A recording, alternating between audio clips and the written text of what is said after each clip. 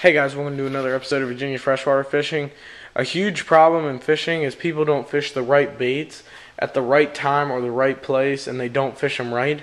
So today I'm going to fix that problem for anybody who has questions about that. So here we go.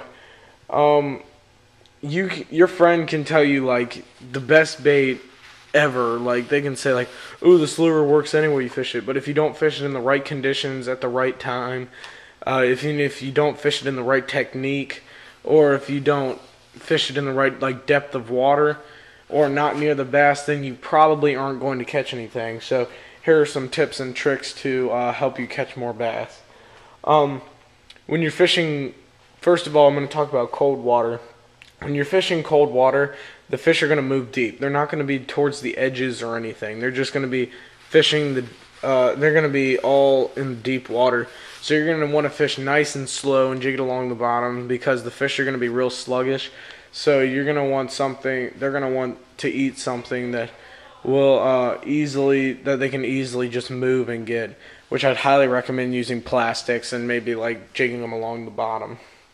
When you're fishing warm water, you're going to want to fish the shore. All the fish are going to be looking for shade from the sun. So you're going to want to fish the shore, look for the depth of the fish that they're going to be in, like with a fish finder or something. Make sure you know how deep it is. And fish the shade and fish as much structure as you can, because that's where the bass are going to be around. Alright, when you're fishing during the summer, the bass are going to be, like the hot days, you're going to be in the shade. They're going to be shallow and along the edges. So they're going to be in shade.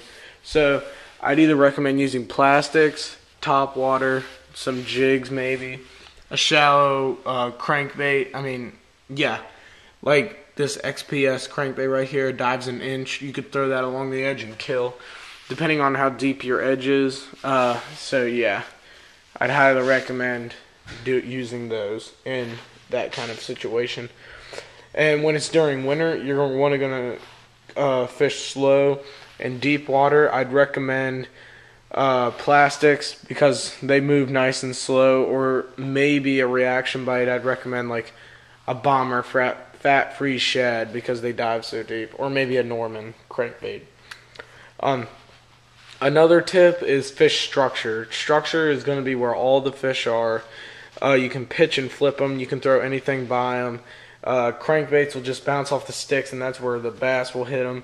So I'd highly recommend fishing structure, because that's where all the bass are going to be, like docks and piers and sticks, logs, anything you can. Just try to go around that, riprap, anything.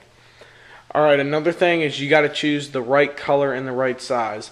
Don't use like a bomber fat-free shad if you're fishing like 2 feet of water and all the bass in that pond is like only a pound, because you are not going to catch anything. I'd recommend in that kind of situation 2 feet deep and you're fishing and they're like a pound. I'd recommend maybe like this KVD Sexy Shad lipless crankbait, or maybe that shallow diving crankbait again, or maybe a bandit or something like that. Or I'd highly recommend a plastic too, because plastics can go in any depth you want it to. So yeah. And make sure you choose the right size, because they're not going to bite something like 10 times bigger than them. You might get lucky sometimes with that kind of situation, but you're most likely not. But if you want to catch more fish. Okay, when you're fishing, you got to consider all the conditions, like weather, the wind, and how like strong it is, water clarity, the depth, and the depth of the fish. The weather, you got to consider if it's warm or cold. And the wind, you're probably going to want to fish a heavier lure so you can go against the wind. The water clarity will show what color you're going to want to use. You're going to want to know how deep it is, so you know what size like crankbait or something you want to use. And you're going to know where the depth of the fish is, because if you're not going to put your lure in the strike zone, there's no point of even fishing. You're going to want to be in the strike zone. Another thing is look for bait fish on your depth finder. You'll see a big white like blob, and that's a school of bait fish. Bass are usually around them, so try to throw around them also. like I said before, use the right depth of lure to be in the strike zone. If you're fishing like a shallow crankbait in like 20 feet of water, you're not going to catch anything. If you see like the bass are all along the bottom of the lake, you're going to want to use a plastic or a deep diving crankbait, or maybe even like a Colorado spinner that can get all the way down to the bottom like that. So yeah, make sure you're in the strike zone when you're fishing. A key thing is people will fish too fast. People will be like, oh, you get a reaction bait. But a key thing is you got to fish slow. When you fish slow, you'll catch more fish. I promise you that. Fish all the structure you can. That's where all the bass are going to be. You can throw crankbaits and bounce them off the sticks. You can pitch and flip with plastics. You can throw spinners, jigs, anything you want. Just throw it right by that cover, and I'm telling you, you will catch more bass. Just fish as much like sticks and logs you can. Just try not to get caught on them. Another thing is, you got to make sure you're fishing the right tide. High tide is when the fish are most likely going to bite more. In high tide, you're going to want to fish the shore, because all the bait fish are going to go in that shallow area in high tide that they can't usually reach to get the fresh like grass and stuff that it's gone over.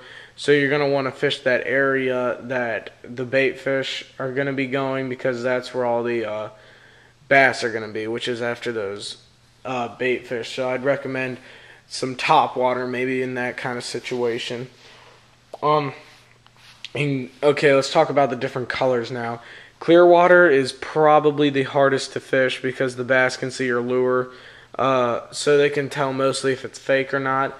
I'd highly recommend maybe like a green pumpkin tube or a craw, or maybe a type of worm. Plastics are probably the most realistic bait you can get, so I'd highly recommend using that in clear water, because the bass are really picky in that kind of situation. When you're in stained water, the bass can see all right, but you're going to want to use some bright colors, like this Norman crankbait right here. It's in a nice chartreuse and blue color. Great color, I highly recommend it. So you're going to want to use some bright, noticeable colors in that kind of situation. In dirty water, like a muddy kind of water is the easiest to fish. You can literally use almost like anything and you'll probably catch something if you're fishing it right. In muddy water, fish mostly rely on their other senses other than sight to catch fish, mostly their hearing. So I'd highly recommend top water, spinner baits to create that vibrating sound, maybe a chatterbait, or some like poppers, hidden torpedoes, or some spooks, and just put them on top of the water. But you could use anything you want really in muddy water depending on the conditions. Another thing is look for grass patches. Patches of grass usually contain bait fish, which are going to contain bass. So try to fish as many grass patches as you can. Alright, I'm going to talk about night fishing, which a lot of people do, like night and morning.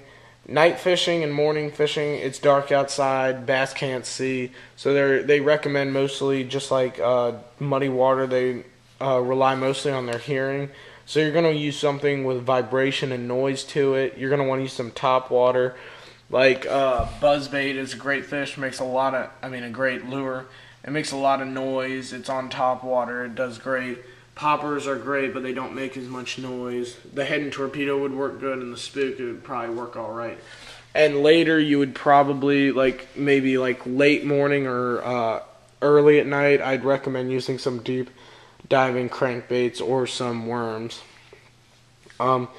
Another thing people mostly don't know about, the water expands and doesn't expand, gets and shrinks in certain types of conditions.